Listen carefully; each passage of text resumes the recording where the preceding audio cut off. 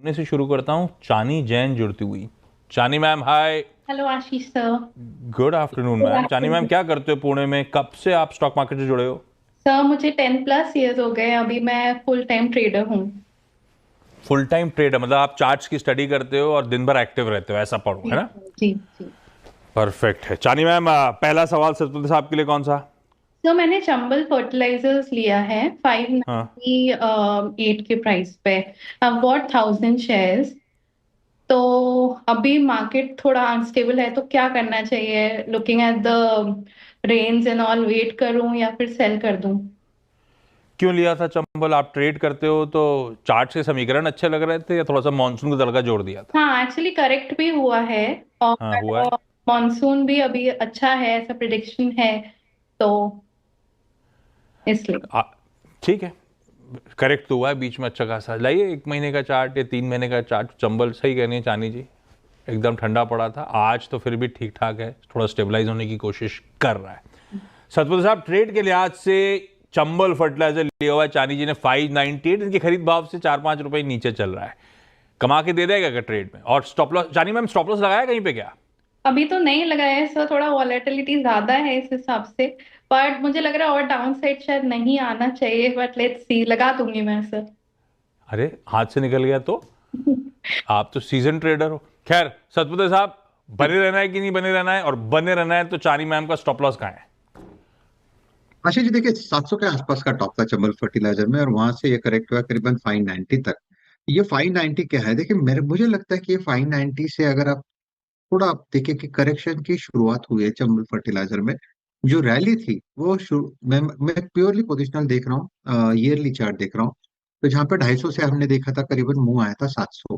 तो ये जो पूरा जो रैली थी, आई थिंक यहाँ पे हम जो उसका एबीसी करेक्शन कहते हैं, तो मुझे लगता है एक सी करेक्शन बाकी है जो 540 तक जाएगा। सो प्रोबेबली करंट लेवल से एक स्विंग ट्रेड बनेगा, वो स्विंग ट्रेड का रेजिस्टेंस आएगा करीबन 600 610 तक। लेकिन उससे ज्यादा बड़ा स्विंग मुझे नहीं लगता चंबल में आएगा। तो one needs to be little cautious, don't be so aggressive. Counter अच्छा है, that's a different story, but हम एंट्री पॉइंट की बात कर रहे हैं। तो एक सेफेस्ट एंट्री मिलेगी आपको करीबन 540, जो इसका 200 डीएमआई है। तो 540 के आसपास मिले तो बाय करना है। लेकिन जैसे कि आपने ऑलरेडी ले चुके हैं, तो आपका स्टॉप लॉस क्या होगा? मेरे हिसाब से आपका स्टॉप लॉस होना चाहिए 575 का। एक स्ट्रिक्ट स्टॉप लॉस रखे 575। अगर मैं गलत भी जाता हूँ तो भी चलेगा, क्योंकि इन दैट केस आपको एक छोटा मोटा भी प्रॉफिट मिल जाएगा, जो करीबन 620 625 के आसपास रहेगा। तो करंट लेवल से आप कह सकते हैं 25 to 30 पॉइंट्स का मुनाफा तुरंत तुरंत मुझे दिखता है, जो एक स्विंग ट्रेडिंग के पर्सपेक्टिव से मुझे दिख रहा है यहाँ पे चार्ट पे। तो शॉर्ट टर्म के लिए यस, काउंटर ओवरसोल्ड है, एक पुल बैक पॉसिबल है। लकीली पुल बैक पॉसिबल है। स्टॉप लॉसेस चानी जी प्लेस करिए। जर्मनी के फ्रैंकफर्ट से प्राची गादेवार जी जुड़ती हुई। प्राची मैम, फ्रैंकफर्ट कैसे नमस्कार। पहुंच गए? मेरा यहाँ पे जॉब है, तो यहाँ पे मैं 7 साल से हूँ, अरे इसीलिए। वाह। फ्रैंकफर्ट तो वहाँ का फाइनेंशियल हब, जैसे यहाँ का इंडिया का मुंबई है, वैसे मुंबई है फ्रैंकफर्ट वहाँ वैसे जर्मनी का है फ्रैंकफर्ट। ना? यस यस, हाँ जी। तो किस तरह की कंपनी में जॉब करते हो वहाँ पे आप? मैं आईटी फर्म में जॉब करती हूँ सर। और जर्मन सीख लिया आपने कि काम चल जाता है बिना उसके?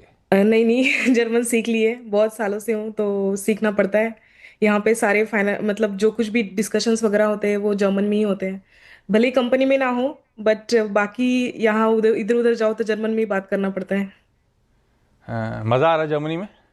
हाँ, अच्छा है सब कुछ। बहुत साल। हम लोग, क्या आप लोग का कैलकुलेशन क्या कहता है, इंडिया कब जर्मनी को पछाड़ देगा जीडीपी में? हाँ, मैं तो देख रही हूँ कि इंडिया को पछाड़े जर्मनी को, फिर मैं इंडिया आ जाऊँ। सुन रहे होंगे आपके जर्मन भाई बंधु।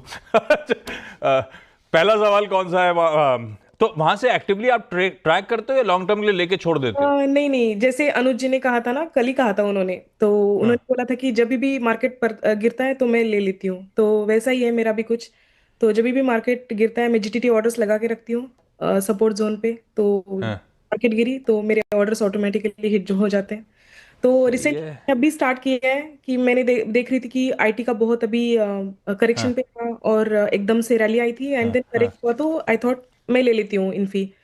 तो फिर इन्फी ले लिया? हाँ, कितने भाव पे, कितनी क्वांटिटी? एक ही लॉट है। अभी तो मैंने स्टार्ट किया है, तो प्रॉफिट था पिछले 2-3 दिन से अच्छे से, बट अभी वो इस पे ही है। प्राइस लेवल पे ही है। 1550 का इन्फोसिस का कॉल ले रखा है, नहीं, फ्यूचर लॉट लेके रखा है। एक लॉट ले रखा है इसी महीने का। नहीं, अगले महीने का है, जून का। 1550 का है, ठीक है। सतपुते साहब, क्या कहते हैं आप, आने वाले दिनों में इन्फी बढ़िया आउट परफॉर्म कर देगा क्या? अपना एक लॉट है जून वाला। जी देखिए, इन्फोसिस का अगर आप चार्ट देखें तो आपको एक कंसोलिडेशन दिखता है। डेली चार्ट देखें तो 1550 ये इसका लोअर एंड का सपोर्ट है। और एग्जैक्टली उसी लेवल पे, जैसे आप मैडम ने कहा कि मैं इंपॉर्टेंट लेवल्स के आसपास मिले तो यहाँ पे बाय करते, तो मुझे लगता है एक बहुत अच्छी ट्रेडिंग पॉलिसी है ये कि मुझे लेना है तो मैं सपोर्ट पे ले लूंगी, मुझे बेचना है तो रेजिस्टेंस पे। तो उन्होंने एंट्री बहुत बढ़िया की। मेरे हिसाब से मैडम आपको होल्ड रखना चाहिए। 25 पॉइंट्स का स्टॉप लॉस रखे, 1525 will be your stop loss. और अगर आपका जो ट्रेड सही बैठता है तो कहाँ तक जाएगा? मुझे लगता है कि इन दैट केस इन्फोसिस का आपका पहला टारगेट आएगा 1640 से 1650। अगर वो भी चला जाता है तो फिर 1700 तक की भी जगह मिलेगी। तो एंट्री अगर आप देखें तो आपने सटीक एंट्री ली है। 25 पॉइंट स्टॉप लॉस रखे और पोजीशन में बने रहे।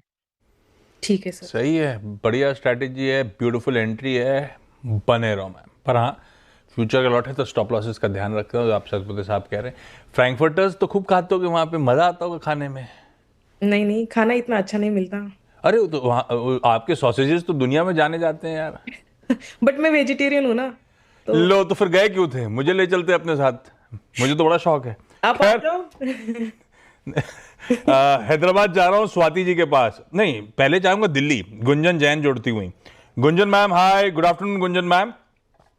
कब से आप स्टॉक मार्केट में हो गुंजन मैम? 3-4 साल हो गए सर। और अपने स्टॉक खुद ही डिसाइड करते हो मैम? पहले तो पूछती थी अपने फादर से, हाँ अभी थोड़ा बहुत कोशिश करती हूँ कि खुद डिसाइड करूँ। और कैसा चल रहा है 3-4 साल, कैसा गया स्टॉक मार्केट का? सर अच्छा गया। परफेक्ट है। गुंजन मैम, पहला सवाल। मेरे पास टाइटन है 10 शेयर 3115 के रेट में, तो उसके लिए पूछना था कि अभी निकल जाऊं या वेट करूं। वैसे मैंने टारगेट 38 सोच रखा है। 3800 का टारगेट सोचा हुआ है, ठीक है। और बढ़िया, 450 4.5। सतपुते साहब, बने रहना टाइटन में, अपनी एक्विजिशन प्राइस बुरी नहीं है। देखिए, टाइटन में डेली चार्ट पे एक ब्रेकआउट है और ये जो ब्रेकआउट है करीबन 3500 का है। अगर आप वीकली चार्ट पे देखें तो 3520 के आसपास का ब्रेकआउट दिखता है। तो कहीं ना कहीं लगता है 3500 इसके लिए एक सैक्रोसेंट लेवल होगा, at least for the next series. Counter बढ़िया है, ब्रीड अच्छा है, डेफिनेटली आप होल्ड रखें। और मुझे लगता है चार्टिकली भी अगर आप देखें तो 3800 3840 ये इसका रेजिस्टेंस जोन आ रहा है। तो मुझे लगता है कि अगर इस सीरीज नहीं लेकिन अगले सीरीज में टाइटन परफॉर्म कर सकता है। Looking at the overall structure, I think it's better to hold. 3500 के नीचे स्टॉप लॉस रखे, पोजीशन में बने रहे। 3800 3840 ये आपका पहला पड़ा होगा जहां पे आपको प्रॉफिट बुकिंग करनी है। क्विकली एक एक सवाल और। चानी मैम, अगला सवाल। तो पेटीएम है मेरे पास 850 के प्राइस पे, 300 शेयर्स। और क्यों लिया है? मतलब लंबी अवधि का सोच के रखा है, ये भी ट्रेडिंग वाला मामला है? नहीं नहीं, ये लॉन्ग लॉन्ग टर्म के लिए है सब। सतपुते साहब, रखना चाहिए क्या? बहुत बढ़िया मूव्स ऑलरेडी डिलीवर करा हुआ है, आगे दमखम दिखाएगा क्या? मुझे थोड़ा सा डर लगता है, इस तरह की कंपनीज बहुत वोलेटाइल हो जाती हैं कभी कभी। पेटीएम बने रखूं? देखिए आशीष जी, चार्ट तो बढ़िया है पेटीएम का। ओके। 800 का यहाँ पे बेस बन रहा है। अगर आप डेली चार्ट देखो तो करीबन 2 से 3 महीना इस लेवल के ऊपर ये मेंटेन करा। तो कहीं ना कहीं लगता है कि काउंटर में 8 का बेस बना है। तो अब ये जो बेस बना है वहां पे क्या हो रहा है, वहां पे एक ट्रायंगल फॉर्मेशन हो रहा है जिसका ब्रेकआउट आएगा करीबन 900 का। तो 800 और 900 ये रेंज बना इनिशियली। आपका स्टॉप लॉस 800 के नीचे होगा। 900 ये ब्रेकआउट है, अगर ब्रेकआउट मिलता है तो आपको स्टॉप लॉस को ट्रेल करना है। नेक्स्ट टारगेट क्या आएगा? मुझे लगता है अगर 900 का ब्रेकआउट आएगा, जिसकी पॉसिबिलिटी बहुत ज्यादा है, मुझे लगता है कि यहाँ पे 900 के बाद कम से कम 1050 तक कम हुआ आएगा। काउंटर अच्छा है, सस्टेन कर रहा है, मेरे हिसाब से होल्ड है। होल्ड है भाई, दोनों ही होल्ड हैं आपके, बढ़िया है। बारिश हो रही है क्या पुणे में बहुत, सतपुते साहब?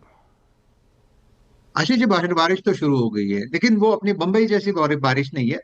हाँ, कैलकुलेशन और आप कह सकते हैं कि आराम आराम वाली बारिश है बहुत। तो आपका नेटवर्क जा रहा है, मुझे ये तो डर लग रहा था। खैर, नहीं नहीं, वो ज्यादा रिस्क नहीं है। आ रहा है प्राची मैम, अगला सवाल। मेरे आरती इंडस्ट्रीज है, तो हाँ मैंने बहुत हाई लेवल पे लिया था, फिर मैंने एवरेज आउट कर दिया जब मार्केट गिरी थी कुछ हाँ 370 380 पे। बट अभी मुझे समझ में नहीं आ रहा है उसमें रहना चाहिए नहीं रहना चाहिए। आइडिया ट्रेडिंग वाला है कि लंबी अवधि का ये भी? लंबी अवधि के लिए है। सतपति साहब रख लेंगे आरती को, इंडस्ट्रीज को? एवरेज प्राइस क्या है? 517। निकल जाएगा। आई थिंक आरती इंडस्ट्रीज में वो लेवल मिल जाएगा आपको, क्योंकि देखिए इसमें जो बेस बना है वो 450 के आसपास बना है, सामने 500 पे रेजिस्टेंस है। हम बहुत ज्यादा टाइम नहीं लगेगा। ओवरऑल आप देखो कि काउंटर में मोमेंटम अच्छा है, अपना 475 के आसपास का इसका 200 डे है, तो ये 200 डे में के आसपास कंसोलिडेट कर रहा है। अगर आपको 500 के ऊपर यहाँ पे मोमेंटम मिले तो ये कम से कम जाएगा 540 तक। आई थिंक योर आपको एग्जिट मिल जाएगा। It's a hold for me. Stop loss will be at 450। Gunjan ma'am, जी। अगला। मेरे पास सेंट्रल बैंक है, 200 शेयर्स है, 47.25 के रेट में। तो इसको मैं एवरेज करूं या क्या करूं? रुकना लिया क्यों था? मतलब लिया लिया पैसा बनाने के लिए था, लेकिन लंबी अवधि के लिए, छोटी अवधि के लिए? जी। नहीं, बड़ी अवधि के लिए, लॉन्ग टर्म। पक्का ये सोच के लिया था या मामला फंस गया इसीलिए रख लिया है? नहीं नहीं नहीं, लॉन्ग टर्म के लिए मैं कोई इन्वेस्टमेंट पॉइंट ऑफ व्यू से लेती हूँ, मतलब मुझे ट्रेडिंग। कैसा है central bank investment point of view से सतपुते साहब? फंडामेंटली तो खैर बेहतर सरकारी बैंक हैं जो पोर्टफोलियो में रख सकते हैं, लेकिन लॉन्ग टर्म चार्ट जस्टिफाई करते हैं इसको होल्ड करना? आशीष जी नहीं करते। ऑनेस्टली स्पीकिंग चार्ट इतना कोई प्रॉमिसिंग नहीं है। Clear lower top lower bottom formation बना रहा है हर लेवल पे। अगर आप देखो हर रेजिस्टेंस पे यहाँ पे बिकवाली आ जाती है और ये नया लो बनाता है। दैट शोज कि ये lower top lower bottom formation है, और इसका जो ट्रेंड है, प्राइमरी ट्रेंड, वो वीक है। अभी इस प्राइमरी ट्रेंड में जो वीकनेस है, तो उसमें बीच बीच में इंटरमीडिएट करेक्शंस भी आते हैं, लेकिन जब हम वीकनेस में बात करते हैं तो करेक्शन यानी रैली होती है। तो इसका जो रैली आने का जो रेजिस्टेंस है, तो वो है करीबन 42 का पहला, और 42 के बाद 46। तो 42-46 ये इसका रेजिस्टेंस होगा। अब इसमें कितना टाइम जाएगा, थोड़ा सा डिफिकल्ट है ऑनेस्टली स्पीकिंग बोलना, लेकिन मेरे हिसाब से फिलहाल आप होल्ड रखे 34 के स्टॉप लॉस के साथ। 42 पे ऑब्जर्व करिए, अगर अटकता है तो एग्जिट करिए, अगर मोमेंटम कंटिन्यू होता है तो फिर नेक्स्ट टारगेट आपका 46 का मिलेगा। लेकिन एक बात है, काउंटर में अगर आपको एग्जिट अपॉर्चुनिटी मिलती है तो I think you should grab it rather than holding it. अगर बैंक में ही काम करना है तो there are many front line bank, जैसे कि पीएसयू में ही अगर करना है तो स्टेट बैंक मुझे अच्छा लगता है, bank of Baroda, Canara bank, I think यहाँ पे काम करे तो वो ज्यादा बेहतर हो।